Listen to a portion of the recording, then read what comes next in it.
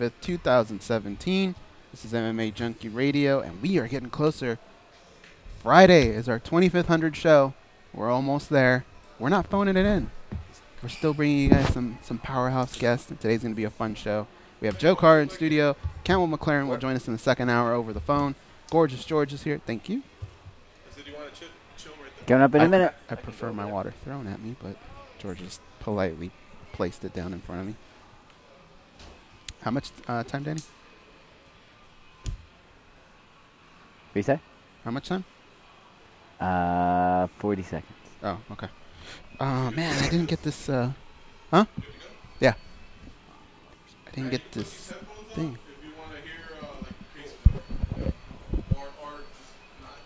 There we go. Coming up in 30. 30 seconds.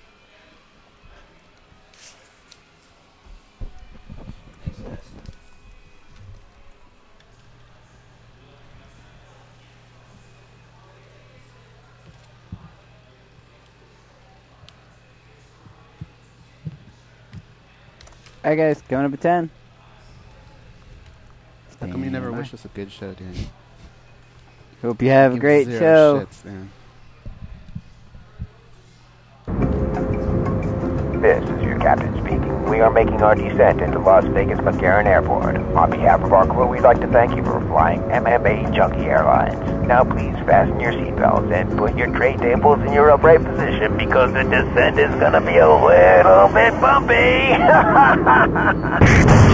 Alright, Junkie Nation, it's time to roll, baby, on MMAjunkie Radio with Gorgeous George and Gold. This is what we doing while we do it, baby.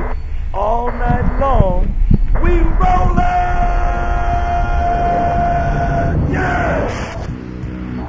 The MMAjunkie Radio revolution is upon us. Can you dig it? There's no escape. No escape. Through the vast frontier of cyberspace and through a sea of stars in outer space. One small step for man, one giant leap for mankind. We've solidified our combat communication stranglehold. We are controlling transmission. With the use of MMAjunkie Radio and SiriusXM satellite radio technology. MMAjunkie Radio. Commence transmission.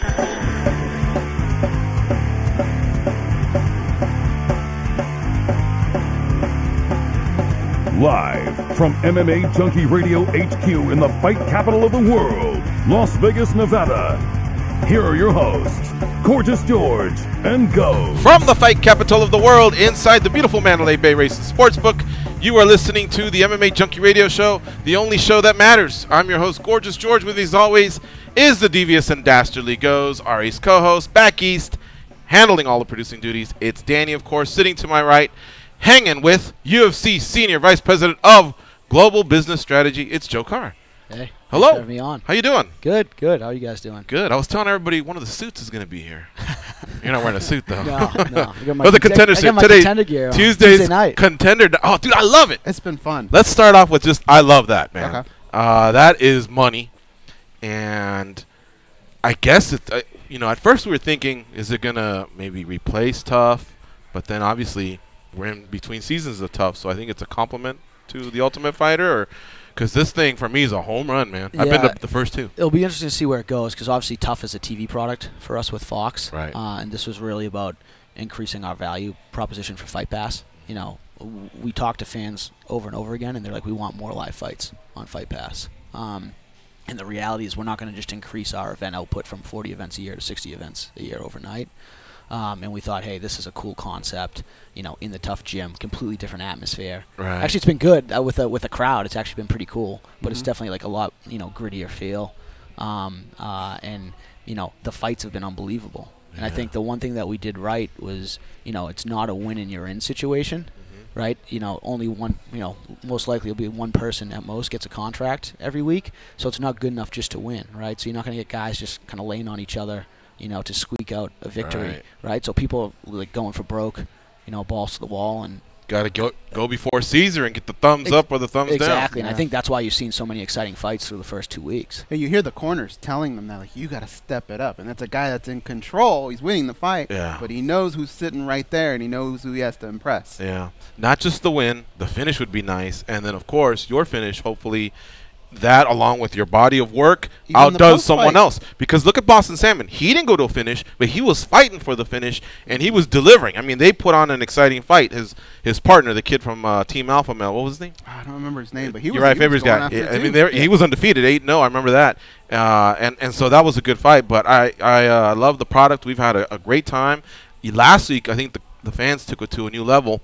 A little bit Little League, Pop Warner, like with the parents, the family yelling back and forth, trying to get Dana's attention. Focus. This is your guy.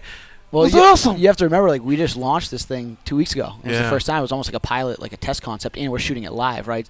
So, we had our own learnings, week to week. If you notice, the first week they actually didn't announce the scores when it went to a decision. And next week we did. I think having Dana and the matchmaker sitting at that table separately, where it's like pretty clear that they're there and watching. Right. And I think even the fans the first week that were there in person didn't really know kind of how to react. It was quiet, but now people are getting into it like a live studio audience. It's even Big John got an ass chewing a little bit. Yeah, it was crazy, man. And you guys turned on the AC, so that was nice. We were next week 1 was a little bit of a sauna. We were like in the hooligan section last week. Oh, dude, it was nuts. It was like I guess each person gets to bring is it 4 family members? Yeah, I think 4, whoever they like. But last week literally turned into the blue corner versus the red corner. Like just everybody emerges the blue corner going crazy for their guy every fight. I was like, wow, I couldn't even tell who was there for who. Yeah, the reaction has been good from fans and media. Everyone likes the concept, so it does kind of feel like the next evolution of Tough in a sense, right? Because then you do so many seasons of Tough, and the reality piece of it gets a little redundant. People love the fights at the end of the show, and what better concept is this to actually have 2 hours of just live fights? Yeah. Fights that matter too. Buttoned up too, like you guys every day they got out by 7. And the reason I know that is because that Fuku burger goes away at 7. And I told Goes, we got to get out of here. I got my ticket, so I'm giving them my nickname and all that. The highlight is so in 2 hours, parking lot. The parking lot after when everyone's out there and Snoop's hanging out and Lord knows what's going on. Have you had the Fuku burger? I haven't yet. I've been too busy running around. Yeah. I've had it before, not at our show, but yeah, it's unbelievable. Yeah, it's money, man. I thought it was going to be a 1 week thing. I walk up and I was like, oh my God, thank you, Matt. Matt gives me that ticket, and we're off and running. But seriously, you guys start just past 5. You end just before 7, so it's buttoned up. The broadcast it's in and tight. out. Yeah. And we were talking about, we had a whole show just dedicated outside of our Monday through Friday, just on Dana White Contender Series, our first 2 weeks there, what it was like, just to give everyone an inside feel of what we were experiencing. But, one of the things I went out of my way to know is everybody thinks it's like, oh, how many camera angles you got? 2? Okay, so 2 cameramen, Dana White, 2 matchmakers, and then maybe a couple people to get the fighters in. Hell no, man. It's like 50, 60 people running around to make this thing smooth running operation. And this is just a Tough gym. So, behind the scenes, it's quite a squad you guys have every time you guys, trot across the globe. Yeah, I was going to say, shout out to all of our staff, right? Because this thing just got launched and rolled out in 2 months. And you're talking about people that have existing day jobs with all of our UFC event calendar, and they're able to jump in and deliver this show. I noticed that. Yeah, it's amazing. 'Cause there's a lot of same faces, right? The headphones. Yeah, exactly. Same faces, that are pulling this off on Tuesdays, and then obviously having the events on Saturdays. So it's incredible what they've been able to accomplish. But the production quality is legit, right? It's not like we're not cutting any corners. Like like on broadcast, I don't know if you guys had a chance to go back and watch the actual broadcast, but a little expensive, The Snoopcast? The Snoopcast, yeah, the Snoopcast. But you guys went out of your way to have a former fighter, a current fighter in the color analyst, color commentator role, and then play-by-play, same thing. NFL Network was in the house, and I liked it. I mean, I like the fact that you guys are making attempts to reach the continuous younger audience, your evolving audience, the Snoopcast. Oh, I mean, look, if something fails, at least you tried it. I like the fact that you're coming out of the shell there. I like the intensity of the families, the fact that not just the win gets you in. The veteran has one last shot. The young guys have a shot to maybe bypass a regional show, or maybe for some reason they just didn't click with the producers of a Tough. Because we hear years down the road, like Frankie Edgar tried out for Tough. Certain other fighters tried out for Tough. It just didn't click because you're like, how did you not make it? But anyway, like I say, check mark. Yep. I love that it's skipping out of there, man. Going, I can't wait for next week. The only reason we're not going for this week is because you have this massive show in Anaheim, our hometown. So we'll miss one, but other than that, I think we're going to go 7 for 8. I love that it lifts the profiles of the gyms as well, right? Because you see guys like guys that you mentioned, like Checo, Boston Salmon. These are guys that help some of these big dogs that you know in the UFC get prepared week in and week out. You go to the gym, they're helping those guys get better. And what's awesome to see social media afterwards and see the support that they have for those teammates finally getting that recognition, that chance. It's really cool, man. You're right. It's check mark after check mark. The guys that are in Vegas now, because obviously we have a lot of people coming in for the Performance Institute and training here, in addition to the people that already live here. Fighters are coming by to watch it, right? So like Eddie Alvarez, obviously he's coaching. Yeah, I saw Uriah Hall there. Uriah Hall showed up, you know.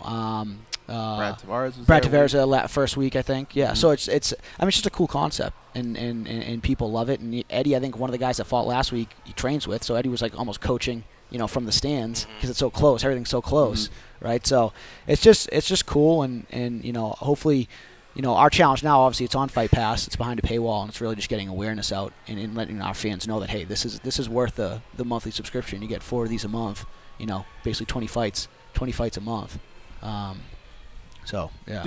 Do those guys on the Contender Series, do they have access to the new UFC offices and all that? Can they train there, or does that happen once the contract, if they win a contract? Yeah, you're supposed to be like UFC contracted fighters. Like if there's this particular issue and they need something and they need to see like a therapist or whatever, we'd obviously accommodate that. But the other thing too is that these guys get in fairly late. I think they get in on Saturday for the Tuesday show. So like there's really not a ton of time to go back and forth because that's typically not open on weekends anyway. I'm thinking of like, you know, like the Extreme Couture guys, like Checo, Dan, Boston Salmon, like because I know they knew about this about 2 months before. Could they have gone in and done their stuff? Or? No, I mean I think Boston, now that he's getting signed, can. But I think, you know, we're trying to still manage the flow coming in with our athletes, you know, and making sure people have the right attention in private training space. Then obviously Connor doing his camp there now is massive, and he's taking up a big chunk of time at night. So you probably do a show on that. Yeah. That's the other thing about the Performance Institute. There's like a, you know, litany of you know, positives, but you know, just the content capture opportunities and you know, people love that stuff, the behind the scenes and the training aspect of it. So you know, there's just a ton of opportunity for us with that. Whose idea was the Contender Series? It was you know, it was kind of a group think. I think on our side, on the Fight Pass side, we knew we needed to do something to have a more consistent, you know, offering. You know, obviously we have the Fight Pass prelims and we have some exclusive events, but you know, the biggest challenge that we face is churn and reducing churn on a month-to-month basis, getting people to feel like it's worth the subscription. So we were pressing really hard to have, you know, a new concept and more live fights, and then we got in the room with Dana and we're like, hey, what about doing fights in a tough gym instead of doing... Because the other thing you have to remember is when you do these events, these live events in arenas, like there's a ton of overhead and costs associated with that, setting up and doing that. Whereas like we have the tough gym right here, it's already set up for broadcast because of the tough shooting, right? And it's a perfect size. So we're like, hey, what about doing something in the tough gym? And then he immediately was like, this is great, and dove in head first and said, I want to do this with the contenders. I want it to be guys that aren't UFC coming up to UFC. And there's a bunch of different ideas getting kicked around. And he got behind it and was supportive, and then IMG thought it was great too. You know, so collectively we basically greenlit and launched this thing in like 2 months. It wasn't a long process. It was like, let's just do it. And we actually, you know, the conservative guys, the business side wanted to delay it to like the fall, make sure we had prepared. And Dana was like, hell no. The way TV works? Yeah. Okay. No, yeah. And Dana was like, hell no, we're going right after 213. So we scrambled, and our, you know, our team at UFC is unbelievable, and the ops team, and they got it done. Yeah, because I had heard an interview that you did where the Fighter Summit you recently had, there was a corporate summit earlier this year in Palm Desert. So I wonder if this was maybe crafted, you know, during that weekend, and if not, now that you've told me. But what else did you guys talk about on the corporate side? Because we got details from the fighters about the Fighter Summit, but what was the corporate summit like? You know, that was like 3 or 4 months after the sale of Zuffa to WME IMG. Well, I guess it did kind of spur it to an extent, because a big piece of that summit was obviously the future of our content and our media strategy. And, you know, everyone's fully behind Fight Pass. Now, if you think about the product over the last few years, it's kind of been an afterthought. It's like, okay, let's put on whatever we can, you know, whatever overflow we have. I mean, the reason it really launched in the beginning in all honesty, was because we decided in 2014 that we wanted to increase our international events, and there was nowhere to put them, right? Because Fox wasn't going to pay extra for the additional 8 events that we were going to do in Asia and Europe at off hours. So we're like, hey, let's just stream it ourselves. And Fight Pass was born in 3 months, and it's kind of been an output for that. And we've obviously licensed some third-party content, bought some libraries and whatnot. But I think that coming out of that corporate retreat, it was like, hey, let's look at our big areas of growth going forward. And if you look at, obviously we have our U.S. media deal on the horizon, and that's going to be a huge kind of game changer for us when that happens. But that's going to probably be locked for 7 or 10 years. So the real 2 areas of growth outside of that in everyone's mind is international and Fight Pass. And I think, this shows a reflection of our commitment to the Fight Pass product, and it's only going to increase. We launched the 24/7 stream inside. We're going to have Fight Pass like 2.0, 3.0, whatever you want to call it, launching probably in Q1 or Q2 of next year. And we continue to negotiate pretty aggressively with our TV rights domestically and abroad to get as much content back for Fight Pass as we can, so we can stream that stuff live. What? You were going to say something? No, go ahead. Okay. You talked about the TV rights deal. Is it one of those where how far in advance does the renegotiation process start? Is it like we see like a star quarterback, his contract's up in 2 years, but maybe a year before or 2 they start locking them in rather than letting it get to the actual free agency period? Same thing in television? Yeah, no, it is, because especially for a deal of this magnitude, because you need to plan the transition, the broadcast, the airtime. Do they even have the space, the programming space? So like the broadcaster needs to prepare on their end to make sure they know, like, from a budgeting perspective, what they're able to pay and what they have for availability and space and what they can actually take. And our side, from a marketing promotion perspective, you want to know in advance where you're going to be, so you don't just show up on a new broadcaster with no plan. So those conversations, we're up at the end of 18, but those conversations are basically starting now on what that looks like, and we'll see kind of where that goes. I think what's interesting this time around is, it's not just the traditional guys. It's not just the Foxes and the NBCs and the ESPNs that you're talking to. The Amazons, Facebooks, YouTube, man. all those, they're all lining big up. Tech companies are moving into the live right space. I feel like they're kind of dipping their toe in the water now and testing different things with some of the smaller leagues, or doing some individual game packages with the NFL. But I think what you'll see is next year in 18 it'll be a lot more aggressive. Could it be multiple platforms though? Yeah. Okay. Yeah, that's the thing. We're open. I think that's the beauty of UFC content, is that we do 40 events a year. And we have, the pay-per-views, the fight nights, so we kind of have different products, and then we also have the main cards and the prelims, so you can separate that way. Yeah. So I could foresee having, like the NBA is on ESPN and TNT. Could we do a TNT and a Fox package just on broadcast? Not even to mention the digital side, where you could also have, a Facebook Live component or an Amazon component. However it shakes out, and then even the telcos are getting aggressive, like the Verizons of the world, as well. So it's definitely an interesting time in the sports media landscape. So we'll see. One more from me, and then I'll turn it over to Goes. Is the incumbent the front runners of how it works in television, or is like yeah, they have Fox, Fox has the kind of exclusive negotiating period Gotcha. For the next few months, and I'm assuming we've done very well for them, and we love the relationship. So I'm assuming like we can work out a deal, be great. Yeah, you don't know. On this show, when you guys moved over to Fox, it took a while, right? Where people are like, A little bit. I was on Spike and it wasn't on. I'm like, oh my God, we've been telling you. So, yeah. Well, that's why it's so important to have this locked in advance, so you can Yeah. actually start prepping your consumer. Because everyone's a creature of habit, right? You're used to going on Spike, That's a nice way of saying it, but I think a lot of people are just dumb, too, Oh, man. yeah. Like, seriously, read all the multiple websites that cover these organizations, and They want someone else they to won't do even. it for Yeah, I them. mean, I guess It still happens. Like, Yeah. people will come up to me like, oh, I watched your fight Friday night. I'm like, yeah, that wasn't our fight. But I mean, we have family members that still go, you guys 5 days a week? I'm like, yeah, for the last 10 years. God. Oh, man. But, okay, this sport. Not everybody was on board from day one. What are conversations like with some of these companies who maybe gave, not just the UFC, but MMA the cold shoulder early on? What are they like now when you talk to them? That's a good question, man. Well. Look who Yeah, walked through the door. well. Yeah. Who's calling? no, I mean, I think people get it now. I think it's a lot of kind of a testament of what we've done on the brand side a little bit, of kind of positioning our athletes in the sport as athletes and world-class athletes, and it's about the athleticism and the performance. It's not as kind of rough around the edges as it used to be. We don't use the same kind of I guess, brash like aesthetic that we used to.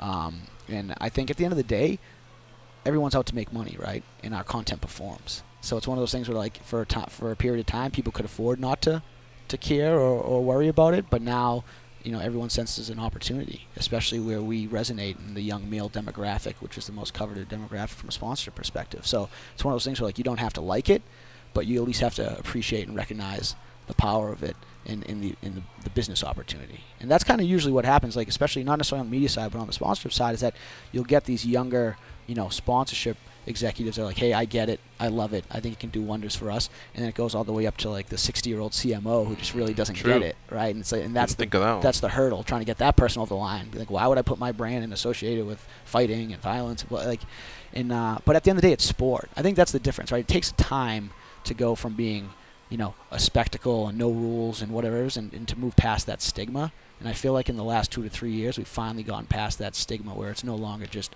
no holds bar fighting. Yeah. This is a sport like any other sport, whether it's boxing or gymnastics, right? So that stigma is worldwide, because I keep waiting for the first card in Moscow, the first card in Paris. You know what I mean? Seoul, Korea is huge. You need to go back there. China, obviously. And when I've traveled, I'm not as seasoned of a traveler as you are, but I know when I go overseas, especially in South America, violence, bring it. No, that's what I mean. Like Brazil, there's absolutely no stigma. Yeah. And I think in most markets we've actually gotten over it. There's a couple Asian countries where we still have watershed, meaning like our content can't be on until like after 10 p.m. at night or something like that, but it's not a massive deal. And on a regulatory front, France is the only major country now where it's not yet formally recognized as a sport, but close. It's close. Good. Yeah, because the new president. Great athletes there, man. Yeah, new president got elected.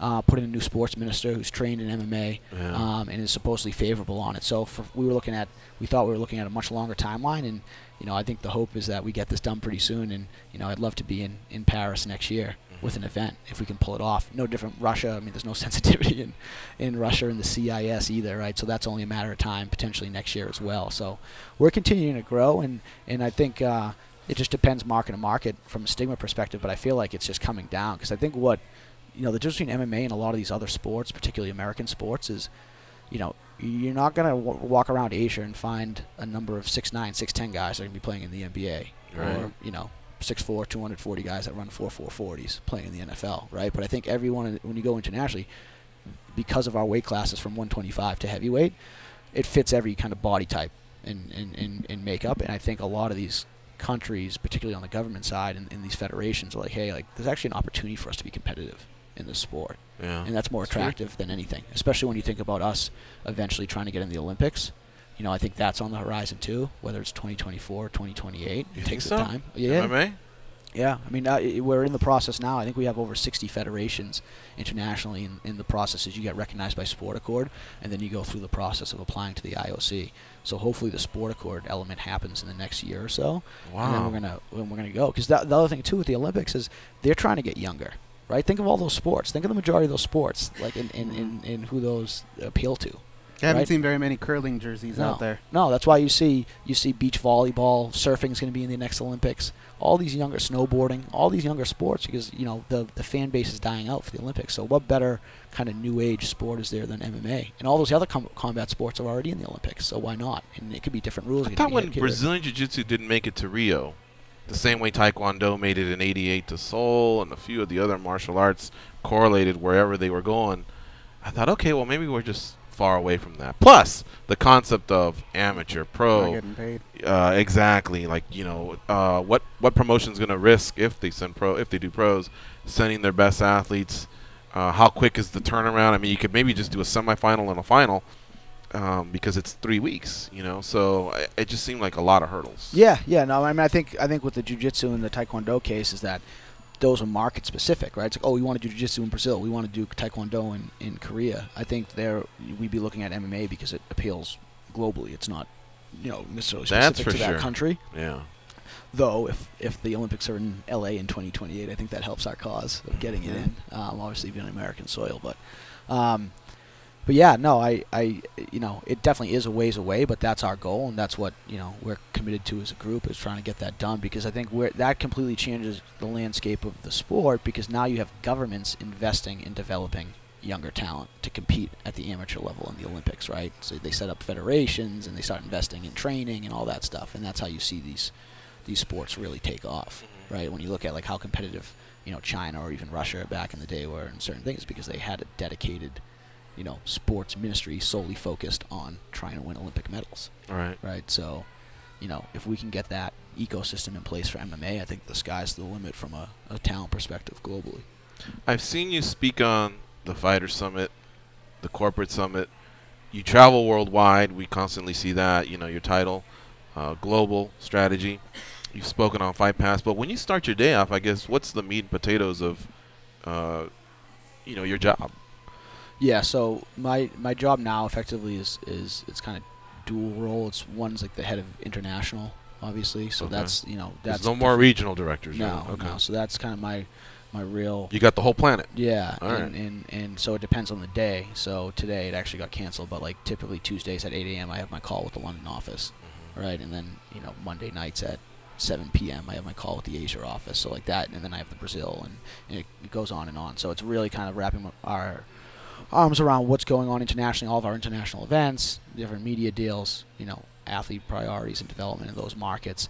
And then my other role is overseeing our media business. That's traditional media, pay-per-view, TV rights, Fight Pass, obviously, and then non-traditional as well, so like social media, the website, and our digital business. Right, so it's kind of twofold, but it's also very integrated, because we are a global media company, and 80% of our revenue comes from media, so international and media pretty much overlap and intersect. But that's kind of the gist of it, I guess, is like trying to keep busy man. Yeah, trying to keep these events up and going. We've been pretty successful internationally this year. I've been pretty happy with everything so far, especially with that stretch of 4 events in a row in May and June.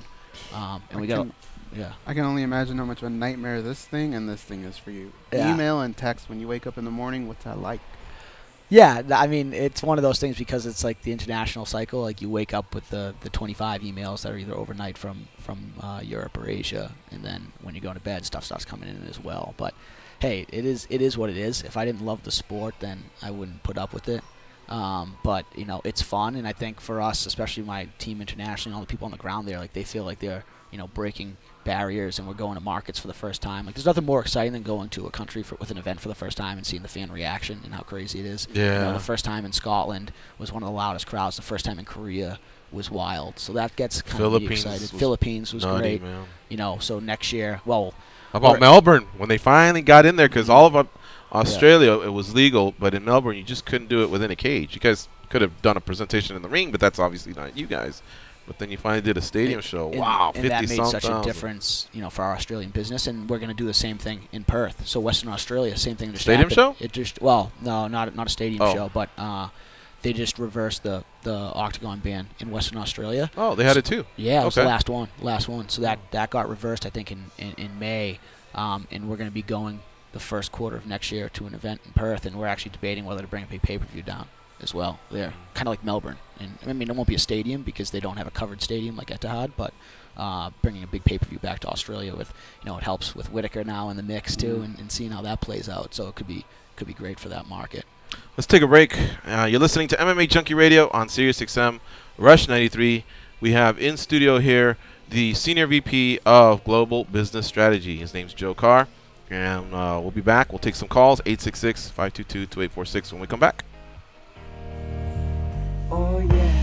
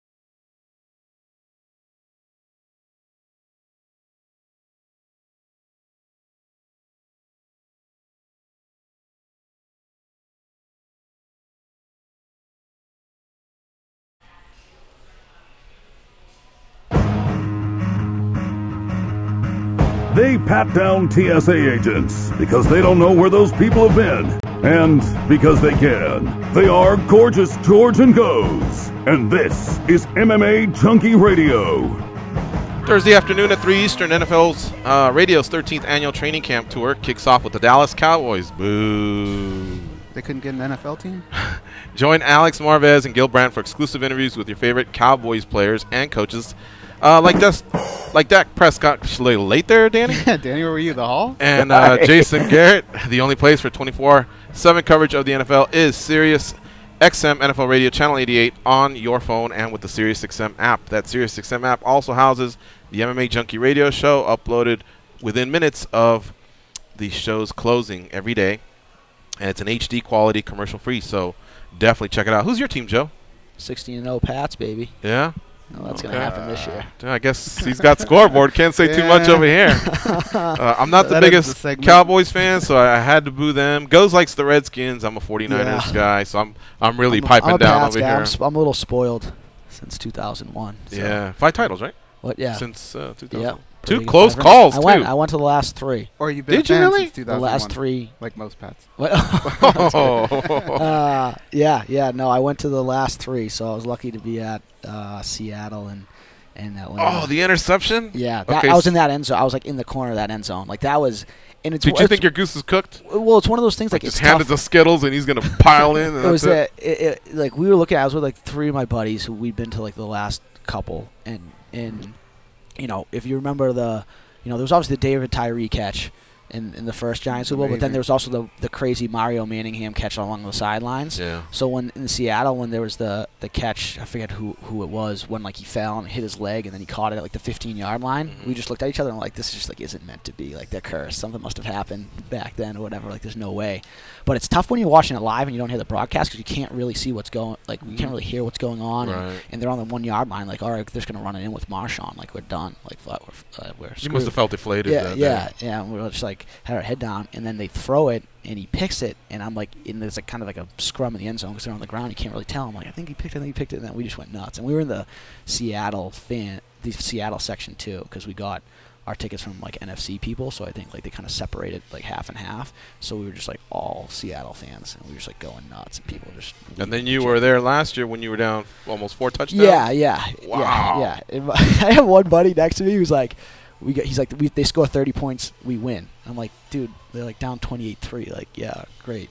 If they score 30 points, they win. I mean, what does that even mean? And he just would not budge. He's like, they're gonna win the game. And then I had 2 other buddies. It was their first Super Bowl. They were about to cry. They're like drunk, about to cry. At halftime. But let me try it one more time because you missed it the first time. But were you guys deflated or? Oh yeah. I was like, I was like thinking about like, what am I gonna do? Like this is depressing. Are we gonna go out? Joe, is this on? Deflated? My little jab there. Come on. Well, yeah, that's that's all I got. Talk about. This guy's late too. Even Danny gave you a half. Yeah. No, your team's awesome. Talk seriously. about the witch hunt. Your coach is brilliant. Your quarterback's amazing. And see how long it goes. The way the squad's just been able to I guess interchange, and do what they've done has been amazing. The comebacks. You guys are really close to being from 5-2 in that run to 3-4. But a lot of people fail to recognize you could also be 7-0. So much props. I have no problem with what the Patriots have done. That's been an incredible run. And in football, which is, it's like a carousel of players and interchanging and free agency. It's not like back in the day, like when the Steelers won 4 in 6 years. I mean, they had the same group, same 22 with salary starters. Cap and everything else and free agency. Like for the run they've been on, it's been incredible. And it's just, I think it's a testament to Belichick and his system. Because even the years. They still went, I think, a 3-1, a 3-0 when Brady was out. Yeah, 3-1. And then that year, like that Brady tore his ACL and Matt Castle came in and they went 10-6. It's like the best record to never make the playoffs or something like that. So, This is what's playing in my head right now. My team sucks, dude. Who? Look at me. I'm a 49ers. Yeah, but you have a Super Bowl in the last 10 years. That's true. That was since 91. That's an excellent point, yeah.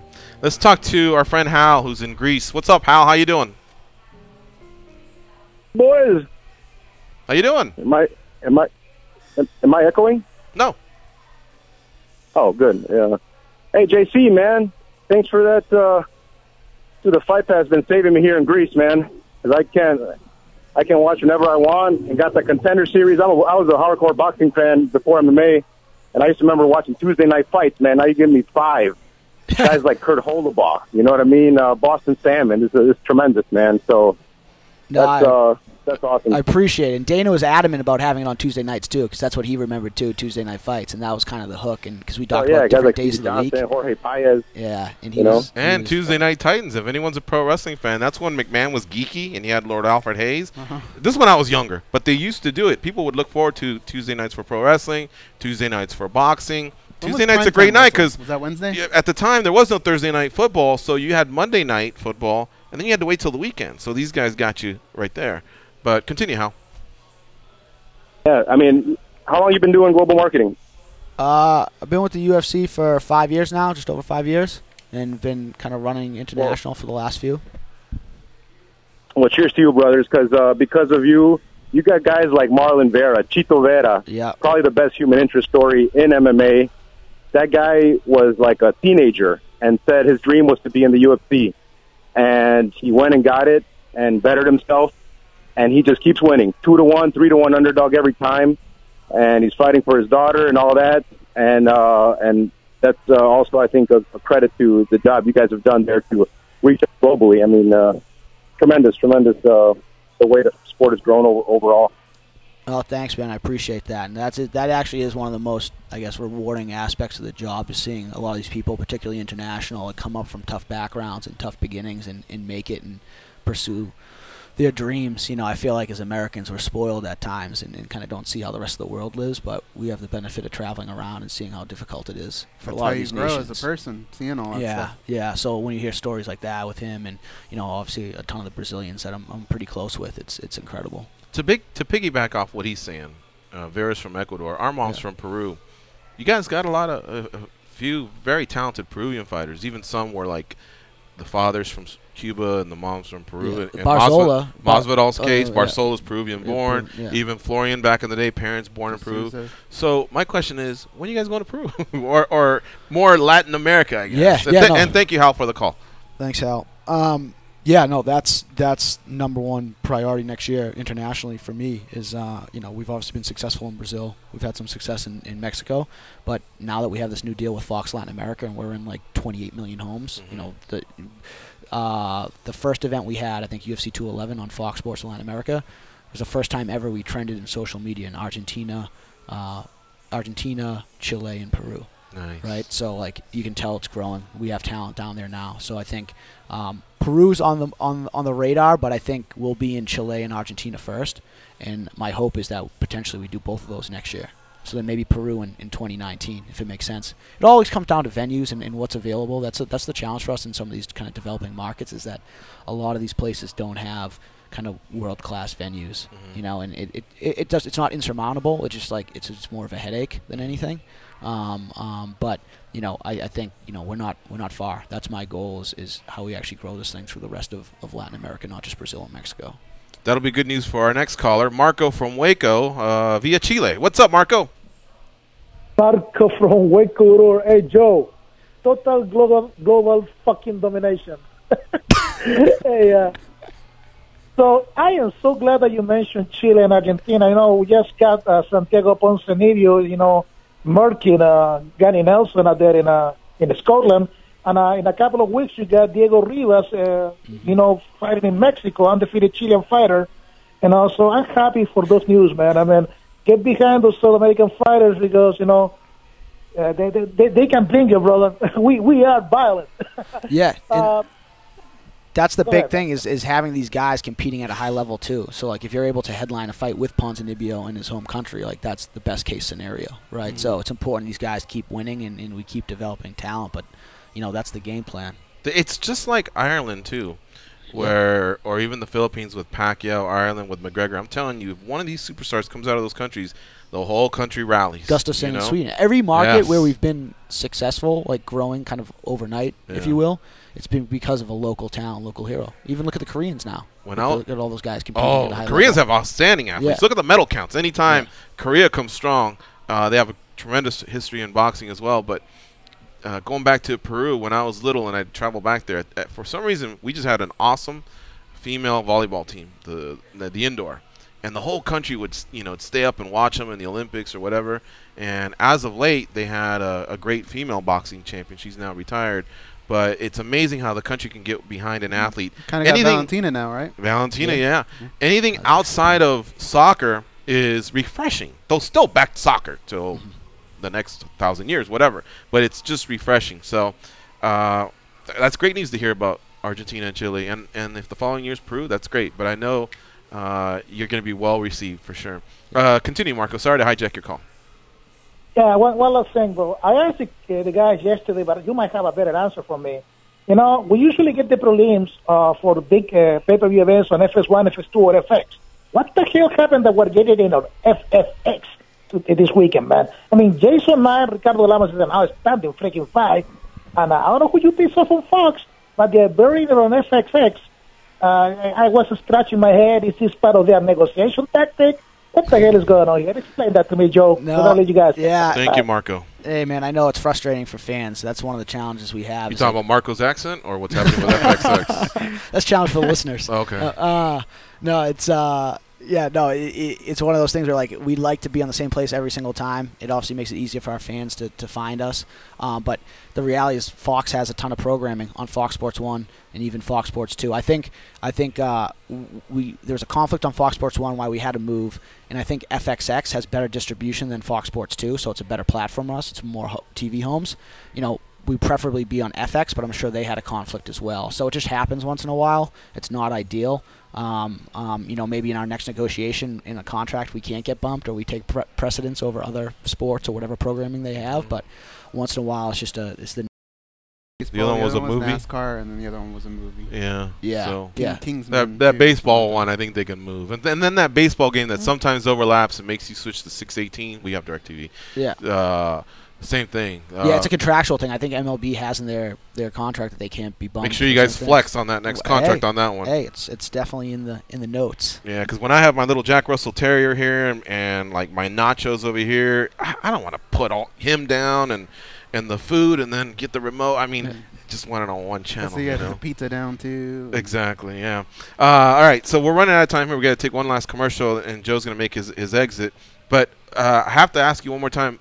Russia in 2018? Yeah. Maybe, because I have a feeling now you really have the fighters there, and of course I think you'll be well received. It's the largest country in terms of size, and it's obviously got a huge population, but I'm curious about that one. No, I think 18's the plan. It's going to be like Rocky IV. We're going to unite the U.S. and Russia relations and fix all that with one big fight between McGregor and Khabib. No. But no, seriously, though, we are talking about 18, and that's probably second half of 18. It's going to take some time to ramp up in that market and figure out the landscape. Obviously, there's a host of challenges, but that's I'd say top 3 priority for the company as far as international markets is concerned. Can you confirm, have you guys reached 500 subscribers on Fight Pass? 500,000, sorry. I mean, we oscillate and vary. But we don't disclose numbers. But okay. I can tell you we have a pretty healthy amount of subscribers on that No, platform. I mean, because 3-4 years ago, whenever this started, a lot of people were down on it, and I wish I could line them all up and kick them all in the nuts. I mean, you guys have come through with original programming, fights. You know what I mean? Where are they now? Like I said, I hate that people don't allow you guys to at least get off and running, get the wheels running, before the criticism starts. And now look at you guys. That's tremendous. Yeah, and we've done it without really much marketing and much oversight. And I think that's the difference now, is that I think the company's making it a priority. So you're going to see a lot more aggressive marketing. You see a lot better content offering.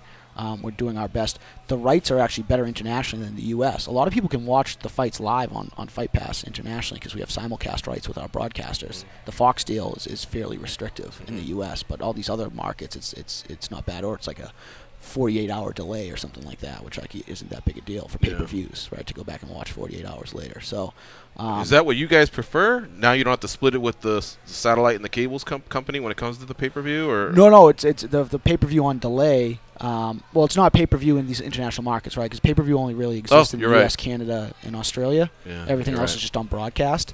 But the fact that they can go back and watch it on Fight Pass and don't necessarily have to have a cable subscription or whatever, and everything's there available to them. Like, so it's much better for the cord cutters internationally, and they can just have a Fight Pass. Which I don't know, the guy from Greece, for example, right? He just watches everything on Fight Pass because it's all there, every fight, every event. Mm-hmm. Yeah. So we're going to continue to grow that thing, and Ari wants to get to 1 million subs in the near future, so we got some work to do. Nice. All right. And then you were going to break the news about the... No, I'm just kidding. Yeah, all right. Trying. All right, this is Joe Carr, folks. Thank you, sir, for coming by and doing the show. Great to talk to another one of the higher-level executives out there. And we really appreciate your time. And go break a leg tonight. Contender Series. We'll be watching. It's been a great event, and cannot wait for this week's edition. 5 Pacific, 8 Eastern. That's right, on the UFC Fight Pass. All right, folks, we're going to take a break. You're listening to MMA Junkie Radio on Sirius XM Rush 93. When we come back, we'll start talking some UFC 214. The embeddeds are dropping. The flyers are flying in. The fighters are flying into Anaheim. So lots to talk about there. It's MMA Junkie Radio again, Sirius XM Rush 93. Stay close.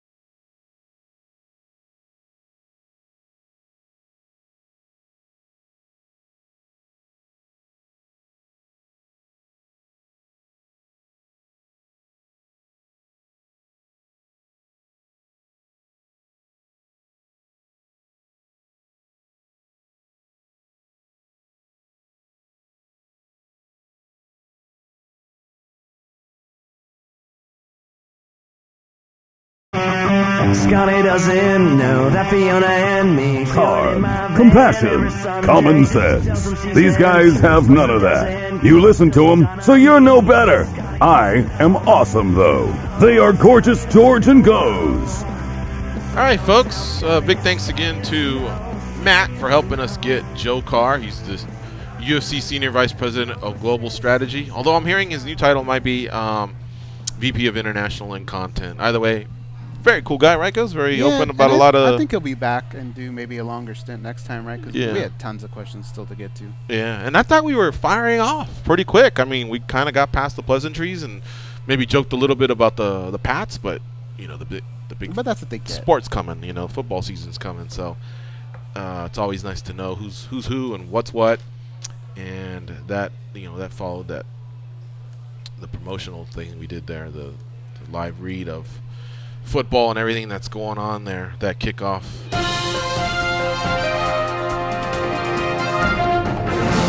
The 13th annual training camp tour kicking off. All right, so Goes, you got breaking news. Yeah, check this out. So if you want to watch Conor McGregor and Floyd Mayweather, you don't have to go to one of these gigantic parties here in Vegas that's going to charge you a boatload of money. You can go see it in the movie theater. How you like that? But you can still go to the others. Yeah, you can still go to the others, yeah. All right. But Hey, they're saying tickets are going to be around $15, $25 to watch it in the movie theater. Why not? Okay, so it's just because the bigger screens while you're saying it, or... I mean, now, and those recliners are nice. For us, here in Vegas, I mean, Pacquiao, Floyd, that was, what, 100 to... If you got in for $100, I think that was a great price. Oh, so you're saying the price is great. It got up to about $600, depending on where you wanted to go watch it if you couldn't get to the arena. This gives you another option of maybe not having to pay so much, but you got to watch it in a movie theater with a bunch of other I people. am going to do a UFC in a theater once, but I still feel the vibe is... Vegas, though. Oh, that's Cali? the problem. Yeah, the closest... if you're here in Vegas, the closest place you can go is Victorville. I tried to do it. Oh, okay. That does that. And you don't get to see the prelims as well, right? Not the Fox Sports. You don't get to so see. You need to find like a sports bar that's close by where you can then just run out of there. My thing was here at Town Square was maybe if you go to what's the bar downstairs? I always forget the stupid name. McFadden's? No, the underneath it. The big L's. You know what I'm talking Blue about. Martini. No, man. Yard House. Okay. I was thinking you could watch all the prelims there and then just go up to the movie theater right next to it. You need to find a place like that, I think. Gotcha. If you're a hardcore. All right. It's fantasy football season on SiriusXM Fantasy Sports Radio. Catch up on the off-season moves and hear player projections by the top experts. Learn draft strategies and find out which players you need to have on your team this year. And start your day with the guru, John Hansen, on SiriusXM Fantasy Football, weekday mornings at 7 Eastern. Fantasy football season is here. Celebrate and win by listening to Sirius 210, XM87, or on your phone wherever you are with the SiriusXM app. Folks, we're going to take a break, come back, followed by a sports update. We will talk to the CEO of Combate Americas, Campbell McLaren. He'll be a guest. We'll talk about everything that's going on down in SoFla, short for South Florida. Remember, Thursday night is Combate Clásico. So that's the latest offering by Combate Americas. We'll talk to Campbell McLaren about the card, the pool parties, the soccer games. Whew, I'm jealous, man. A lot of stuff going down here in the next few days out there. And it's not just the Barcelona Real Madrid, which is the Clásico, the first time the Clásico is being played stateside. There's also some other great games going on, courtesy of the ICC, the Intercontinental Cup. Quick break, sports update, and we'll be right back in your lives. MMA Junkie Radio on SiriusXM, Rush 93.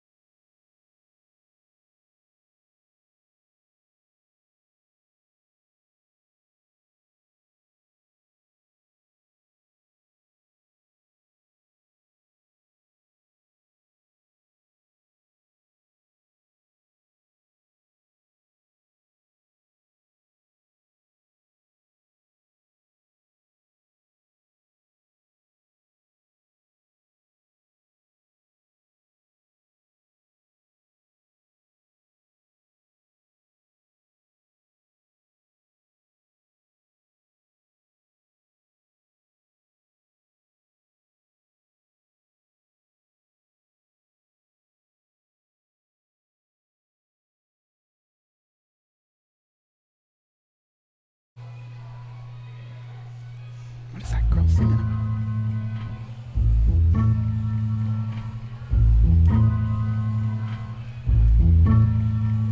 Here we go, yo. Here we go, yo. So what's the scenario? Here we go, yo. Here we go, yo. So what's the scenario? Ayo, Bo knows this, and Bo knows that, but Bo don't know jack, cause Bo can't rap. Well, what do you know? The dead dog is first up to bat. No batteries included and no strings attached. No holds barred. No time for move faking. Got to get the loot so I can bring home the bacon. Brothers front, they say the drop can't flow, but we've been known to do the impossible like Broadway Joe. So sleep if you want, like who will help you get your Z's true. But here's the real scoop. I'm all that and then some. Short, dark, and handsome, bust a nut inside your eye to show you where I come from. I'm vexed, fuming. I've had it up to here. My days of paying dues are over. Acknowledge me is in there. Yeah. Head for the border, go get a taco. I see record from the jump street, meaning from the get-go. Sit back, relax, and let yourself go. Don't sweat what you heard, but act like you know. Yes, y'all. Yes, y'all. Who got the vibe? It's the tribe, y'all. Tribe, Real y'all. live, y'all. Live, y'all. Inside, outside, come around. Who's that? Brown. Some may I say, call me Charlie. The word is the herb, and I'm deep like Bob Marley. Lay back on the payback, evolve, rotate the gates. Contact. Can I get a hit? Hit.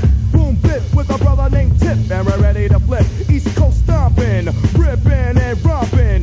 New York, North, Kakalaka, and Compton. Check it out. The loops for the troops, more bounds to the ounce. And wow, how now, brown cow. We're ill to Let's the get this skill, song for get down karaoke. for the flex. Next. God, you gotta be on point. To the new, but the rest are due. Yeah. From radio It's a good idea, though. You'd be serving someone up if you gave them that. What's the scenario? It's the second hour of the MMA Junkie Radio Show. Been telling you guys about Combate Classico taking place on July 27th. That's Thursday down in Miami. Tickets are available if you find yourself in the area or you want to go. You're close by at the Mana Wynwood in Miami, 800-668-8080. Or go to Ticketone.com. They got the VIP tables too, so check it out. I mean, might as well get up close and really soak this whole thing in, because Combate Classico is basically sidekicking it with the huge Classico between Barcelona and Real Madrid, which is taking place on July 29th. So this whole week is just rocking down in Miami. Juventus and Paris Saint-Germain, PSG, will be playing on July 26th. So that's tomorrow. So sandwiched in between all this is Combate Classico. We've spoken to a few fighters. Joe Ruquette, who's fighting on the card, local kid out of Las Vegas.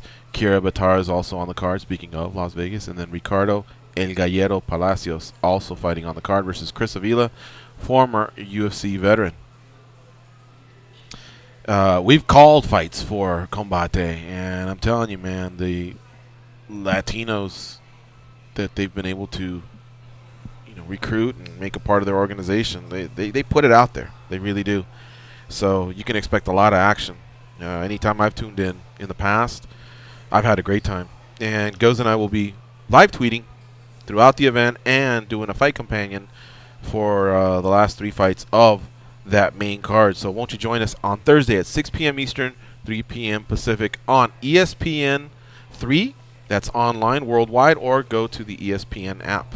And of course, Azteca has you covered if you have that available to you on Dish Network, I believe, and a few of the cable systems. So check your local cable and satellite providers, and Azteca Mexico on a 1-day delay the next day. There's an interview I heard, and this is a lot later in Roberto Duran's career, but they asked him what it is about Latinos and their fighting spirit, and his answer tripped me out, man. But he basically said a lot of it he thinks comes from the poverty, and just you don't have very much money, you don't have as many things as people do here in the U.S., so he says the only thing you really have to focus on is your pride.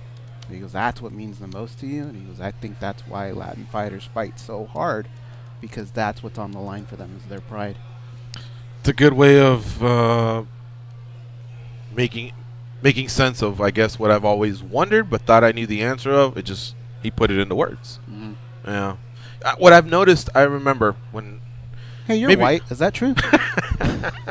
Does that make sense? Scott from Utah visiting the studio here.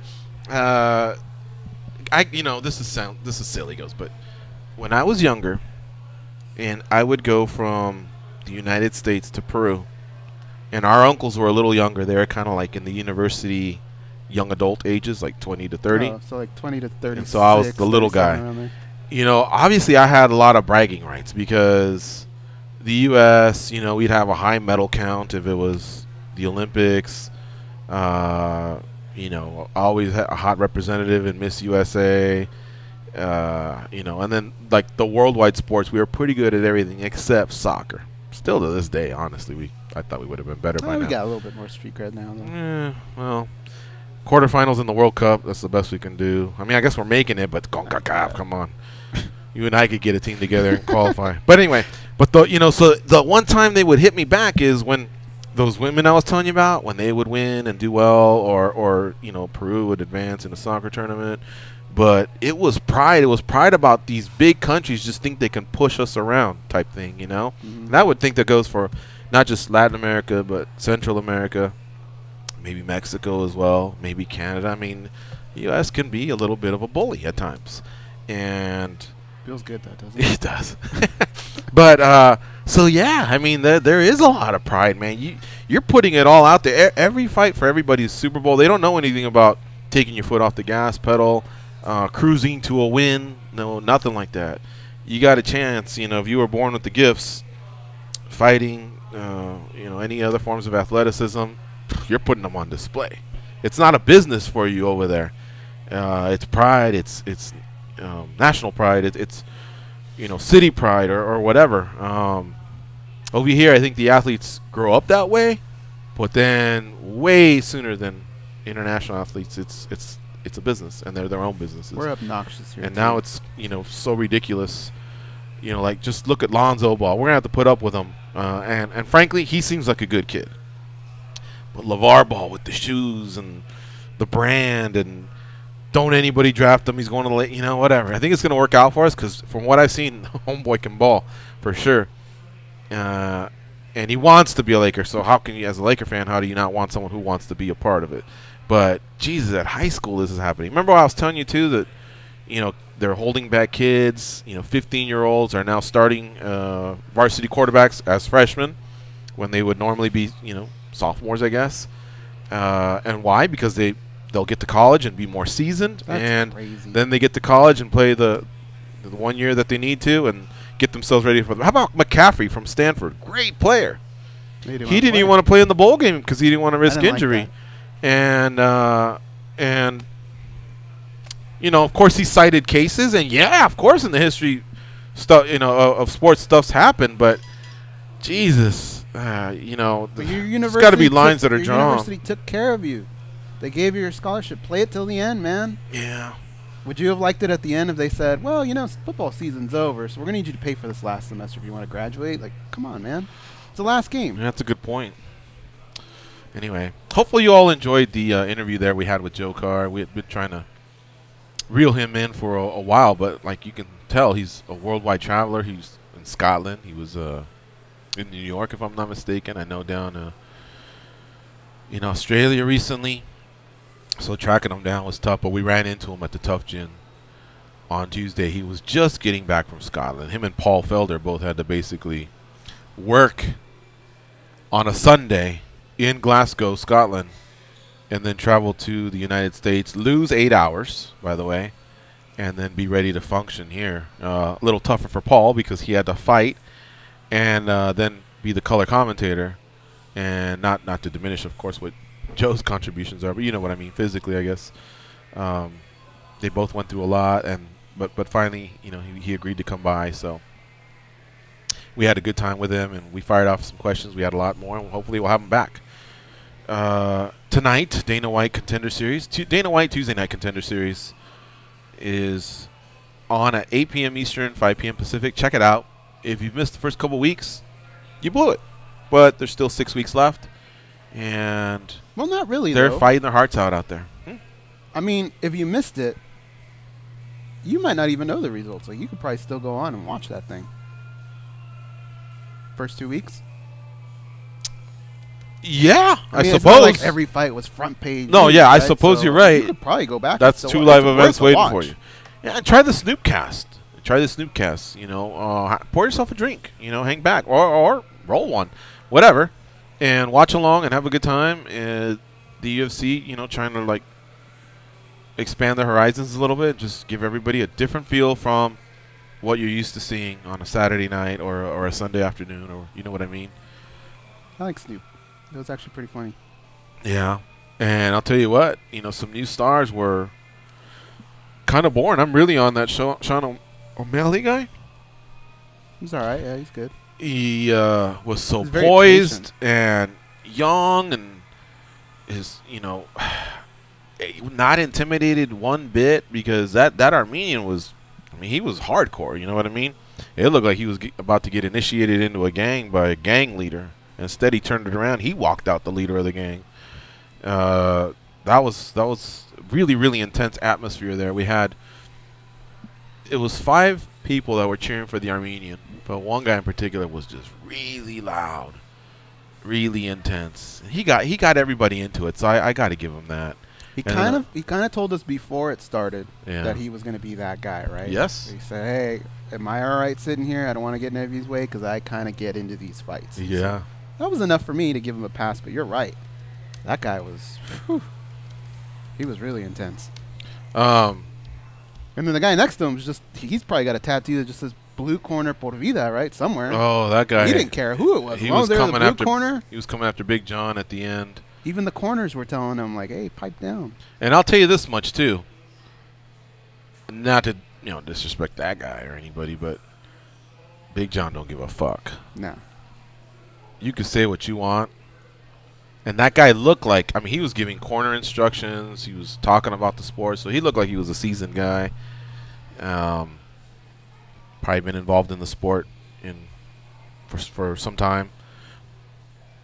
But I'll tell you one thing, guys, and Junkie Radio listeners, the times I've been able to hang out with John and talk to him, there's so many things I learn along the way that you just think you know and you don't. And I think as a fan, they're doing the same things, and they just didn't get it right, and but they have a voice and they're doing it. But I'll tell you what, man, John knows these rules like the back of his hands. He helped create them. He's helped evolve them. He knows them.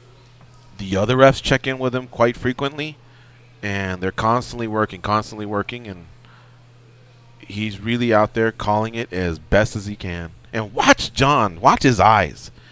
He is just, I've been watching his movement a lot because he's a big dude, and I'm not going to compare what he's doing to the 2 people that are fighting, but it's pretty physically taxing, when he's moving and pivoting and moving around and watching.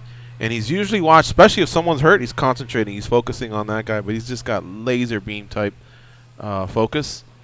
And we're hearing the whacks. I mean, think about when you hear a body shot, sometimes don't you ever like do this, like kind of like ooh and look away, just maybe close your eyes and just look and react to it.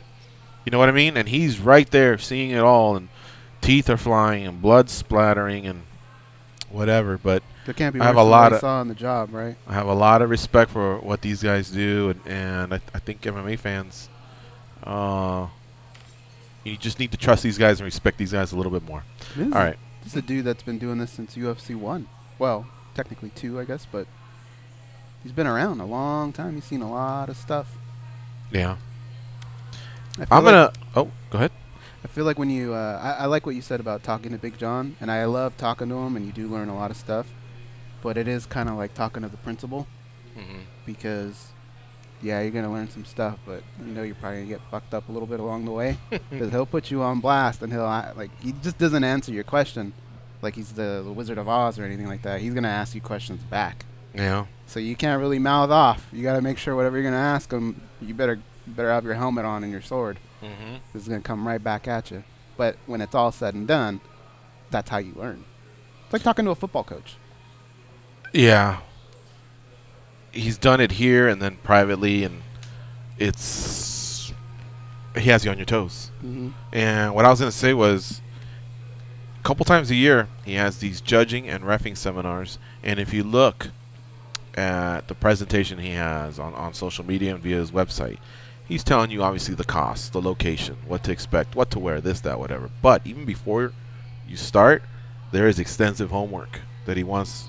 I think he wants to weed people out on the one hand, but on the other hand, 8 hours per day with each guy, 8 hours per day with all these prospective judges and refs doesn't seem to be enough. So he gives you this homework so that you're ready to go, and he's treating it like a true profession. I feel like a lot of people are just showing up and thinking like it's, like, hey, little Jimmy's 4, what do we do? Take him to a little camp, and he just goes to a camp and does a thing. And I think a lot of people that might just have $800 or $1,200 or whatever the cost is, they just feel like they're going to a camp and they're going to take pictures and this and that and maybe learn a few things. Little Jimmy's and mistaken. He's not fucking around, man. He really wants the future refs or judges, and I'm glad he's raising that level of his profession. Mm-hmm. So I encourage anybody that ever wants to get involved to do it. Our own Aaron from Texas has done it, and Texas. and he's doing very well so far. So good on him. Frank Trigg, our former co-host, part-time actor and stuntman, and he's got a couple consultation gigs. He's done it, and he rarely talks about it, but he's taking it serious. I was going through the Facebook chat, and there was some comments. And there was a comment that came from somebody that said, these judges need to learn. They've never trained the refs. And I had to tell him, dude, I can think of a dozen right off the top of my head that do train. So there you go, just flapping gums. And I don't even know them all, but some have fought. Some definitely train. And now there's some that have so many under their belts that you still have to respect where they are, perched, right next to the octagon, all the information that they've been able to acquire and any training that they've had. They're not bad people, man. I don't want to start what I started on Monday or yesterday, but I'm telling you, I think right now the fighters and the coaches need to adjust to the judges. I don't think the judging is as horrific as you think. Even the 30-27s on each side, those are definitely unfortunate. And there probably is something missing there. But, again, somebody with a much better seat is interpreting what the fighters are giving them. And if the rounds are close, then whatever. They're just seeing it through different lenses. I don't know. I don't know how to explain that one. I know some commissions are going back and talking to the judges. What did you see? Explanations. But those same judges keep coming back, so they must clear. They must clear the line of questioning that comes to them. It just sucks, man, because in other sports, you get a bad call or something, you may see that team again later on in the season or next year at least. In MMA, you only have so many times you're going to have that opponent, right? Right. So don't get it wrong, too. So, again, if you're the fighter, don't get it wrong.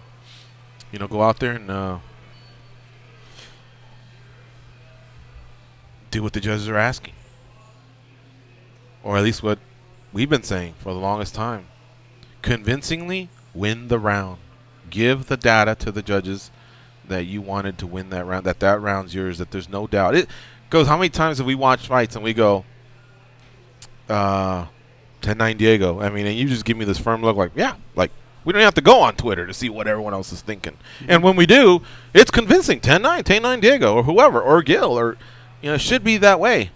Now, some rounds are going to be close, okay, but if you were out there given the data, being active, then hopefully rounds 2 or 3 shake out in one way or another, and maybe you can get one of those 2 rounds, but at least you put yourself in a position that, you may have gotten that first round. It's 1/3 of the fight just right there. I want you to try something. You got to get this Verdict app, okay? Our buddy Mandeep, the one that does the MMA history, that's his app. And we have a big group that goes in there every fight, and you score every round, and you would be shocked how many times you have different scores amongst the people who know everything, right? Even we have the wrong scores back and forth. But there's a lot of it, and you'd be tripping out, man, if you saw every round the way it plays out.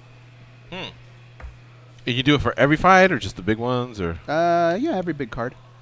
We go in there, and you make your picks. What's it called again? It's Verdict? Verdict MMA. Let me double check, though. But Because wasn't there, remember those guys from China that came in and they also had iJudge fights or something like that? Yeah, no. How is it different from that one? Because I think I wound up signing up and. Well, you go in, you pick the card, and then you pick the fighter, the round, and the method, and then you have so much money to play with, so you just assign that much money to whatever fight, however you feel about it. But the cool thing is during the fight goes live, so at the end of every round you go in, you score it, and then you get to see what all your friends scored. It makes it a lot of fun. Really, really interesting. Campbell McLaren will join us on tomorrow's show. Oh, okay. We're opening up the phone lines, 866-522-2846. I'll tell you something. We had a scheduling. He had a scheduling conflict. He apologizes, but he'll be on tomorrow's show. Also, show number 2492 from last week with Michael Chandler, Joe Nottawut, and Miles Hunsinger has been sorted out. Shout out to George Gonzalez and Joe from Houston. I'm not sure if they're using the same platform to listen to the show, but this is what they said, and obviously I think it'll make sense. George Gonzalez says, just an FYI, if you have that repeat episode on your phone, you have to delete and try downloading it again. That should fix it. Similar to what Joe from H-Town was saying, he says in the past you would refresh and it would pop up. In this case, you have to re-download the episode if anyone else asks. So thank you to both of them. We got it sorted out, and it's fixed. And if you didn't notice, last week we gave you 9 shows. We usually give you 5. We gave you 9. There was 4 special editions. Greg LaRosa from the Money Team, our 2 weeks at the first 2 Dana White Contender Series events, the history of MMAjunkie Radio, and what was the other one, guys? It was the very first one, right? Yeah. It was Dana. Was it Dana White's Contender? No, the Mayweather Tour. The Mayweather, yeah, kind of like the more serious reaction to not the serious reaction to the controversial stuff that came out of that, which, by the way, I thought was going to blow up worse, got shut down pretty quickly. I guess the mainstream media, I don't know if it's them giving it a pass or maybe there was other things going on, because I really thought that one would somehow become a bigger deal than it was. Both athletes, I think, just did a good job of conveying their thoughts on it all, and maybe it just got squashed. I don't know. I also have some iTunes comments to read, and I also want to. Do you remember when we said number 500 would get a prize? Yeah, that ended up being. Well, I have it. I know who it is. Okay, go ahead. Man, I screwed up. I keep looking at you two First of all, drinking that Starbucks. I should have just jumped in on that. First of all, what was the prize? It's the signed Nate Diaz. Oh, yeah. So we have a couple more to give away. Okay. And we'll throw in some more goodies. But from what I can see, it was Desi_C that won that. Because the last one was, we said V. Ray Mo. So the next one that came in on iTunes is Desi_C on July 21st. Thank you to that person. I think Desi's probably more than likely a female. She's from Hawaii. Okay. JD from the IE was 501. 502 was Brinkstar 53. And 503 was Rick D 1982. So we have more iTunes comments to read. Now that maybe Campbell's not going to be on, we'll kind of catch up there, put that to bed. And we do have some signed Nate Diaz apparel to give away. Desi, you will get one of them. And we'll take your calls when we come back. 866-522-2846. We're going to take a break. We'll come back. We'll see what the latest news is out there. I know Rockholder Romero had a nice exchange. That whole division is going at each other. Yeah, it's too bad they lost Mousasi, huh? Yeah. Just him and the... Can you imagine if Anderson just had one more year? 3 fights left. Mousasi... Whitaker didn't have the knee injury. Jacare can bounce back. Rockhold comes back. Weidman's win. I mean, literally, there's like 8 guys. Goes nailed it the other day. He goes, just have a fucking tournament already, a staggered tournament, you know, and hit it out of the park. But Brunson had a win in his last fight.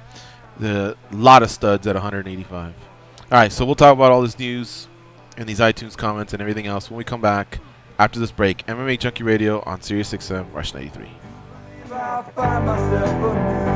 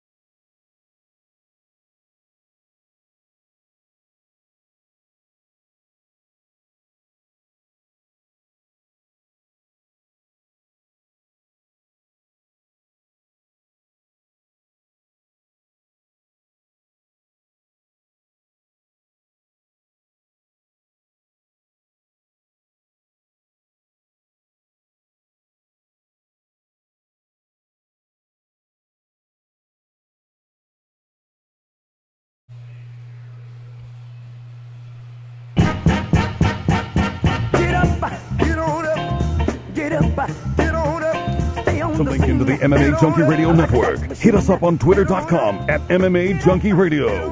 This is MMA Junkie Radio. Here are your hosts, Gorgeous George and Goes. All right, we're back. Man, you guys are zombies. That music doesn't get you going? It does, dude, but I'm trying to put a up... leg or something moving around. Scott over there. I'm dancing over here. Totem pole is just sitting there. I'm trying to put out some fires. Trying to figure some stuff out here. Just put some cream on it. Yeah, no, that is a great jam, Ghost. I agree. All right. Dancing. So again, Campbell McLaren will be moved to tomorrow's show. Tell you what, this one of the stories here I see on Junkie is the betting for Mayweather and McGregor. The latest here at Mandalay Bay, and that's across all MGM Resorts International properties like MGM, Mandalay Bay, Excalibur, Luxor. We use the same lines. Mayweather minus 650, McGregor plus 450. The last time I said this, Mayweather was 700. That means the McGregor money's coming in. Will it go 9 rounds? 9 full rounds. The 9th round has to end. Will it go? If you say yes, it's 100 to win 140. If you say no, it's 170 to win 100. Now here's where things get a little more tricky. The people that are betting McGregor are also betting the McGregor KO, because the McGregor KO is plus 500. McGregor to win, either by KO or decision or a disqualification, is plus 450. I used to tell people when the KO was like 700 or even higher, and the McGregor line had gotten down to 400, I was like, you might as well bet the KO because you were getting considerably more. Now they're only $50 apart on a fictional $100 bet. So at that point, for those extra 50, Still think you should. just take the I think just take the 450 in case there is some sort of a dumb disqualification or funny business. Oh, okay. Just like why not cover yourself? You know what I mean? At that point, but if you feel like really there's just no decisioning out there. I mean, shit. If you're crazy enough to think that the KO may happen, then you got to be crazy enough to think that, oh my God, they might go to a decision, or there might be a disqualification, or who knows what. So might as well just cover yourself. And take the 450. But either way, that McGregor KO will still keep getting bet down. The McGregor decision's up to plus 1,300. So you can tell there, it's that KO money that's getting bet. Mayweather by KO is still minus 170. That's amazing to me. Mayweather by decision, even money. The draw, plus 3,300. Crazy. How about won't go more than 9 rounds? Would you feel good about that? Would you rather have that and than by KO? Because now you get both guys, right? Yeah. I mean, if McGregor wins, you're probably gonna thinking happen it's a before the KO. 9th. So wouldn't that be the safer bet? It's not bad. That's not bad. Yeah. Do you know, yesterday a gentleman reached out to me, and it had to do with one of the calls we took regarding sponsorship. Except the call implied that they were backing Mayweather to beat McGregor. A $2 million, was it a... Oh, somebody else brought that up. Somebody Right. that was on our show. Well, somebody reached out to me on Facebook and said, I'm the guy that's willing to sponsor Floyd Mayweather. So, in a way, they're true. But here's the detail on it. That gentleman, and here's why I didn't do it. Because then I'd have to vet this and just see, is this the guy? Who's doing what? You know, what's this all about? But he posts a letter from him to Leonard Ellerby, CEO of Mayweather Promotions or whatever.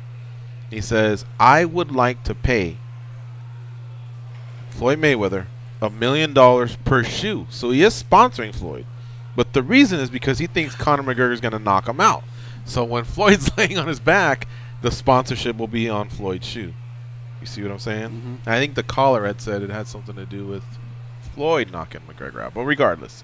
So I looked into it. I started. But, I was trying to put out so many fires before we left to California that I didn't even bother replying back. Because, like I said, you know, in our jobs, I think we have to be a little bit. We just can't just have anybody on just because they reach out. Yeah, sure, here's the time.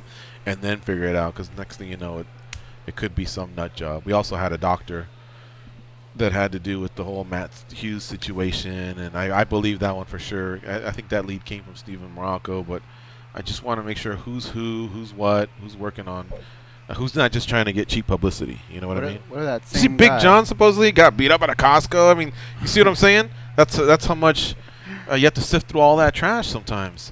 But Big John, quick to put that out. He doesn't even live in L.A. anymore, so they didn't even get that right. He's lived in Vegas the last year. Plus, he doesn't have the patience. Almost for a year and a Costco. half. Yeah.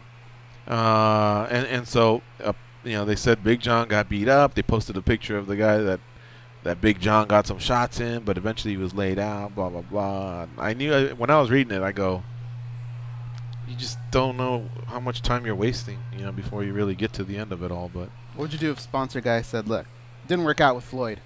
However, I'll pay you to go to a Boston Celtics game wearing all Laker gear, and I'm going to sponsor you at the bottom of your shoes. He gives you a list of shit you got to say throughout the game. And I might get knocked out. Mm-hmm. You might. Who knows? Maybe they're good sports. But they're not. What's your price tag per shoe?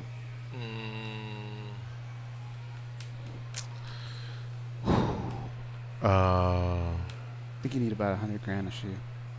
Yeah, that sounds about. I was gonna say, give me $250,000. Right. I want to cover a down payment on a house. Unless you're going to a Dodger game. Well, then you might get You stabbed. need $500 for that. You might get stabbed there. That's really, really dangerous stuff. I'll take All right. $20 to do it in Utah. We'll take Brian from Boston. The most they're going to take is 10% of your paycheck out of your Give pocket. me that popcorn. Give me 10% of what they paid you. Brian from Boston, what's up? Hey, boys. How you doing? Calling in to talk about... I'm doing good. How are you guys? Good, thank you. What's been up? Well, I want to talk about 214, man. This is a type of card I live for. Almost every fight on this we can talk about. But I do want to focus in on Woodley versus Maia. I hear a lot of hardcores and pundits say that Maia is pretty much a one-trick pony. But if you peel back that one trick is pretty damn impressive. So I'm looking forward to see if the power and the athleticism that Woodley has can beat that one trick that Maia has, because I am fascinated watching that kid.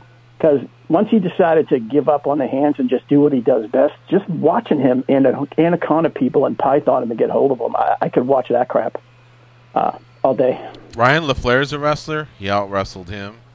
Neil Magny got submitted. He's a top-level welterweight. Matt Brown got submitted. He's a top-level welterweight. John Fitch. Same thing with Carlos Condit. Got submitted. Top-level welterweight. George Masvidal, split decision, but he won that. Masvidal has wrestling, not on the level of Woodley. Gunnar Nelson out-grappled him. So, yes, Fitch is another guy for sure. The first round of the McDonald fight, I remember Maia getting mount, because I had money on McDonald's, so I was sweating that one. But, and then Jake Shields is kind of a beast, so to lose that one, really not too much shame. But the possibility's there, Brian, it really is. He's older, though. Yep. That's an intangible. I think Woodley's, obviously, he's the striking, man. That's just so much in his favor. It's funny because Joey Odessa, the noted odds maker, said, don't watch the countdown, they'll poison you. And it's true, don't let that be what makes you finally make your decision on where you want to put your money. But one thing I did get out of watching the countdown, which I caught this morning, was Maia, when he does throw some strikes, his awkwardness, when he got pissed off, when Anderson Silva, when he was fighting Anderson, he landed a couple nice punches. He had a couple different combos that he threw. He just chooses not to really engage in that anymore. And I don't know if it's because he's saving all his energy for the grappling or what, but, if he can blend that a little bit with the tenacity he has for the wrestling and then the eventual jiu-jitsu, of course, I think there's 10 minutes for him to maybe shock the world, but I still don't see it, man. Yeah, 2 minutes. 2 minutes we'll know how that fight's going to go. Yeah. I think the beauty of that card and the beauty of this fight is there's going to be action fights. Cormier Jones, action. Lawler, Cerrone, that's going to be action. This one, you don't even really have to count on the action, because I'm just looking forward to that sort of weird cat and mouse game. But you're right. We're going to find that power that Woodley possesses is frightening. So I'm still leaning Woodley, But at the end of the day, I'm excited to see action fights, and then this one's going to be a thinker. So I'm into it. Okay, Brian, thank you very much for the call. Go ahead, guys. Brian, let me ask you a quick question. I know how much you're willing to pay to watch this. How much are you willing to get paid not to watch it? Oh, you suck. Dude, I don't know. I've never even thought about it. I'd probably, you know what? I'd have to start at $200. $200 and I won't watch it, but $200 and you won't watch it? Nah, you know what? You guys want to all throw in like $20 just to put this guy in misery? Yeah. Would you be a man of your word if we PayPal'd you $200? 100% no. I would lie the whole way. I'd take your money and I'd still watch it. Oh, man. All right. He must be a Southie. All right. Thank you for the call, Brian. Sorry, brother. Take care. That guy's got to get out to a junkie gathering, doesn't he? He does. He came close this last one. Yeah. That actually came down to, I think, some kind of graduation or something that put him back. But he was almost a lock for at one point. On the Facebook chat, shout out to Martin Stabilio confirming he was the 500 iTunes commenter. Orlando Figueroa, what's up, homie? He's saying, what's up to you, brother? Dwayne Manus, good morning, ladies. Good morning to you, ma'am. Tony Palidio, he's also in the house. So's Dave Haddish now. Benjamin Todd Webster, hashtagging War Jones. Paul Campbell, DC or Jones, he's asking. I'm riding with DC on this one. I get odds, so he's part of my parlays. And yes, I know I'm going against the GOAT, but the GOAT hasn't performed like the GOAT since 2015. And I think there's just the other guy got better since then. And I think little intangibles with not just the layoff, but the loss of his mother, and of course DC winning a little bit of the mental warfare. That all adds up. So I'm going with DC, but I believe 8 out of 10 people are going with Jones. Goes, you're with DC as well? Yeah, for man, I think I mentioned this on an earlier show, but the one thing that really has stuck out is, well, a couple things. The layoff and how he looked when he fought OSP versus what he's going to look like now. And the other thing is just, and DC said it, he just said, I wonder how much that lifestyle played into him being able to be the guy he was in the cage. And that's true, man. I mean, if you're used to certain things in your life that get you through things that you don't like to do, maybe that is a factor. It's a good point. It's a good point. I'm telling you, those intangibles, they add up. Lorenz Larkin versus Paul Daly. Great matchup there. Welterweight division in Bellator is pretty solid. On September 23rd in San Jose, that's Bellator 183. And Claudia Gadelha picked the fight with fellow Brazilian Jessica Andrade, who seems to have accepted. I imagine that fight might be locked in. We'll see. Co-Main Event Podcast dropped episode 265 with Ben Folks and Chad Dundas. They do it every Tuesday. The countdown, if you missed it on Fox Sports, it is available on our front page. It's the countdown to 214. Cormier Jones, Woodley Maya, Cyborg Evinger are featured there. Here's another welterweight bout. A good friend of the show, Chidi Njokuani versus Andrei Korshkov, their former welterweight champion. They get down at Bellator 182. I like that match. So a lot of stuff there on the front page if you want to check it out, along with the most current stories. A $150,000 bet on McGregor. Wow. It's out there. It's out there, folks. All right. Let me do a couple iTunes comments, and then we got to do a break probably. Can we go back to something right quick, though? Yeah. The Michael Venom Page fight with Lorenz Larkin. I kind of don't understand the matchmaking. Because isn't a big fight to make Michael Venom Page versus Paul Daly in the UK? Who does Page fight? I don't think he has someone right now. Oh, but you're wondering why they did Daly and Larkin. Yeah, because Larkin is kind of your big signing, one of them. And granted, you just lost, but it seems like one of these guys is going to get hurt coming out of this fight and maybe ruin a potential future matchup. I thought it was odd that I love the matchup. It's going to be a great fight. So you wanted them to capitalize on the heat between Daly and I don't understand the matchmaking. Maybe Page isn't ready to go? But still, even it seems like such a big fight that you could have out in the UK that why even put that in jeopardy? I don't know. One thing we always forget is who's at the end of a contract and maybe there's just negotiation that's slowing down. Maybe, but we know like Rockhold at the beginning. He got Branch, but apparently Romero was on the table. Apparently Musasi was on the table before Musasi left. So Branch was almost wound up being a third choice for Rockhold, but because they were in different situations, I think Romero didn't want to go 5 rounds. I'll read the whole Twitter war that they had after the break, but he had his reasoning. We know Musasi wound up going with the UFC, but he revealed that Rockhold was offered to him. So I think that's another thing that we just forget is they probably on the same line of thinking that you are, but if someone's holding out or someone's injured, they just can't do it. What was the last comment I read? Was it definitely not Danny, Dan, Tom, Oklahoma Knowles? Where did I stop? Do you remember? I don't remember you getting to those yet. How about Billy 247? I think you stopped on definitely not Danny. So I did do that one, right? I don't think you did that it, one, but you said that it was there. Okay, so let's just do it over. You did that one. I did it. Okay. Yeah, because I laughed about it last time. Okay. This one's from Dan Tom. Dan_Tom, February 12th, 2017. The best show there was. The best show. The best there will ever be. Ever will be. 5 stars. Gorgeous George and Goes are great hosts. They've been around the MMA scene for some time. They've been podcasting for over a decade. From fighter interviews, current events, and behind the scenes. Scoops, viewpoints. This show has it all. However, what makes MMA Junkie Radio truly stand out amongst its contemporaries is caller participation that Goes and George have integrated into the program, as this show is truly people's champion for MMA fans. Subscribe now. You won't regret it. Thank you, Dan Tom. Love you, buddy. Protect Your Net podcast. He has one. And so these are iTunes. Thank you very much. These are iTunes comments. He left us 5 stars. We love it when we get the 5 stars. It helps the algorithm. It helps the show. The review itself helps. And listen, if we can't gain all 5 stars, at least tell us what we're doing wrong. The more info, the better. We'd love to know where you're from, how long you've been listening, etc., etc. By Oklahoma Knowles on February 13th, 2007. Thank you. 5 stars. George and Goes have great chemistry. Now, this is before he met us in person. So he'd probably give us 6 stars after meeting us at the Junkie Gathering. I would imagine. I know we were a hit for him. They give phenomenal interviews.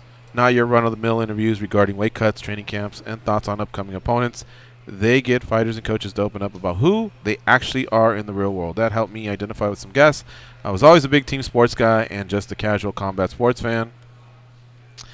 I casually tuned into the show for the big fights from 2009 to 2012. Now I listen to the show every day and haven't missed an episode in nearly 4 years. Thank you, George and Goes. Help me realize I love combat sports. Keep up all the great work. Mike from Jersey. One of the stars, one of the rookies of the year at the Junkie Gathering, right? Mm-hmm. Hopefully we'll be saying that about Scott one year. Bunny, 633, February 14th, 2017. Best podcast ever. 5 stars. This coming from someone who had some MMA knowledge, but really almost next to none. These guys have helped me truly appreciate the art of MMA and the passion that comes with the sport, with the love for the sport. Junkie love. Now Stun Gun Aaron, and I'll give 5 stars. Just kidding. Jamoan, 79, February 17th, 2017. Who has been doing it better and for as long? And started humbly and arrived at where they are. MMA Junkie Radio. That's why you're hooked. Tag, You're It was the title, and he gave us 5 stars. Thank you to Jamoan. Let's stop there. We'll see if we can crank some more out in the next couple weeks. We love those comments. They really, truly help the show. So if you've never done one, please take the time to do it. And I realize that we need to give Dan one, Protect Your Neck podcast, our friends at Phone Booth Fighting, the Amp Radio guys, anybody else that does this, because as much as we're asking for it, I think we should also reciprocate and give our feedback. So, all right, let's take this last break. It's MMA Junkie Radio on Sirius XM Rush 93 that you are listening to. It's the official show of the 5-time best media source of the year website, Junkie Radio. We'll be right back.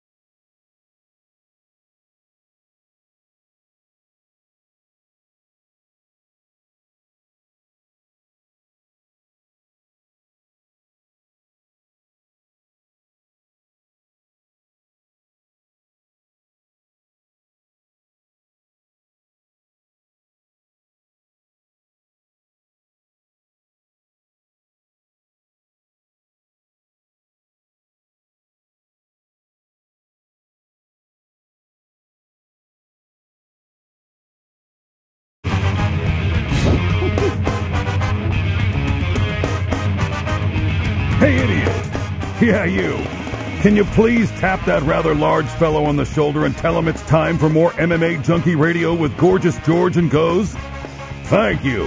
Hey, George. Tomorrow. Yep. Tell us about tomorrow. We'll be in California. Costa Mesa, California, to be more exact, doing the show there. We are there for the week. We got credentialed for UFC 214. So we'll be going to a media event or two. They're kind of a little bit away from where we're at, and they actually start around the same time. So might be able to duck into one or two of them. But for sure, I think the weigh-ins is on our radar, right? Yeah. The Honda Center. And our 2500 show. We're going to have a lunch after the show at Inca Mama's in Santa Ana, California. It's on the border of Santa Ana and Costa Mesa.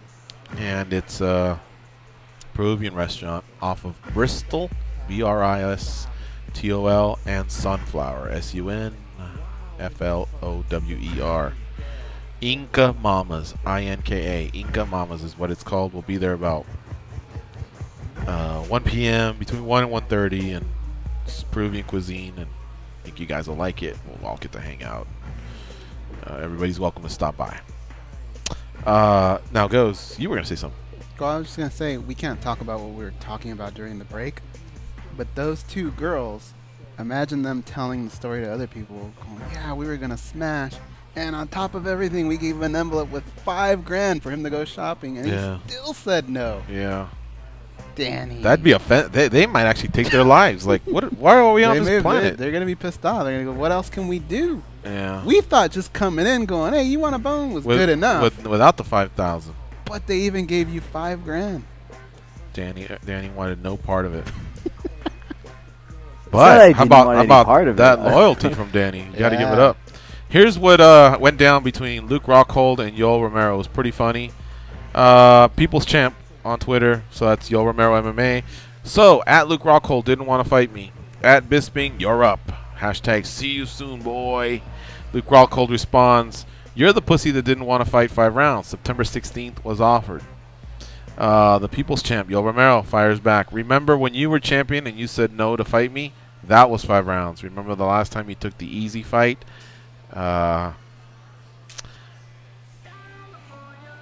And then he says, 20 days, too much to wait for the guy who needed 14 months to recover from pillow hand Bisping.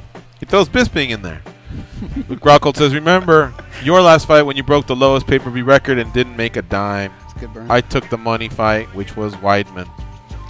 And he also calls him a cheater later on. So, Yoel Romero says, I'm a fighter, not a promoter.